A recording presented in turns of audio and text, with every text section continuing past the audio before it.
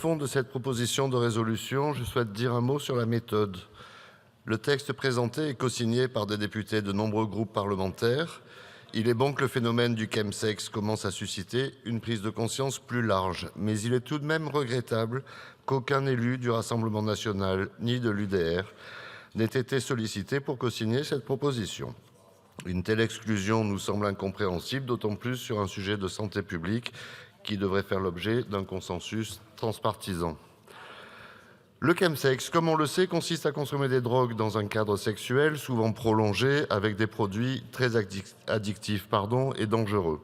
Ce n'est plus un phénomène marginal, il touche un public de plus en plus jeune et de plus en plus divers, et il a des conséquences lourdes. Addiction rapide, troubles psychiatriques, transmission d'infections, isolement social qui peuvent mener à des séquelles graves, voire à la mort. N'oublions pas non plus la conduite sous l'emprise de stupéfiants, conséquence indirecte de ces pratiques, ajoutant la mise en danger d'autrui. Enfin, il ne faut pas négliger la question du consentement réel de certains participants embarqués dans ces pratiques sans réelle connaissance de leur déroulement. Sur le constat, l'exposé des motifs de cette résolution est assez complet, nous le reconnaissons. Mais ce qui manque dans cette proposition, c'est une ligne claire. D'abord, aucune mention n'est faite de la lutte contre les trafiquants. Pourtant, l'Assemblée nationale a récemment débattu d'une loi de lutte contre les narcotrafics, ce qui montre que la question de l'approvisionnement en drogue est bien reconnue comme un enjeu majeur. Alors pourquoi ignorer cet aspect ici ? Les produits utilisés dans le chemsex proviennent de réseaux souvent internationaux très organisés. Fermer les yeux sur cette réalité, c'est affaiblir l'efficacité de toute stratégie de prévention. Ensuite, la proposition met l'accent sur l'accompagnement, la formation, la prévention hors les murs, y compris sur les plateformes de rencontres. Ces actions ont bien évidemment leur utilité. Mais à force de vouloir aller vers, on oublie parfois d'assumer une position de principe. La prévention ne doit pas devenir une forme de banalisation. Il est important de le rappeler, ces pratiques reposent sur la consommation de substances illicites et dangereuses. Le rôle de la puissance publique est aussi de poser des limites.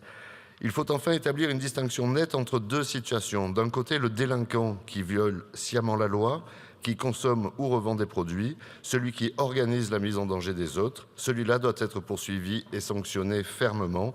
Il en va de l'intérêt de la société.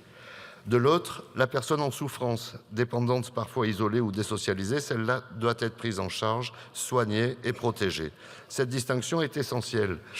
À confondre l'état de droit qui maintient l'ordre sur le territoire national et l'État protecteur qui est présent aux côtés des plus fragiles, des textes ambigus laissent la société démunie face aux criminels et plongent les plus vulnérables dans des pratiques dangereuses. Il est de la responsabilité de la nation et donc de ses représentants de maintenir la République dans sa potestas, dans sa puissance protectrice de la société qui lutte contre ceux qui violent les lois de la nation, mais qui sait également être à l'appui de ses fils et ses filles lorsque ceux-ci sont vulnérables.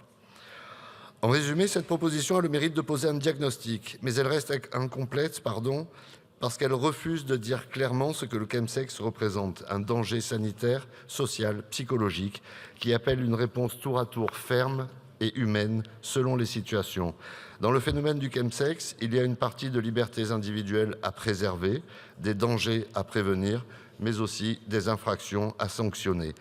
La sanction fait partie de la prévention dans le sens où elle est dissuasive.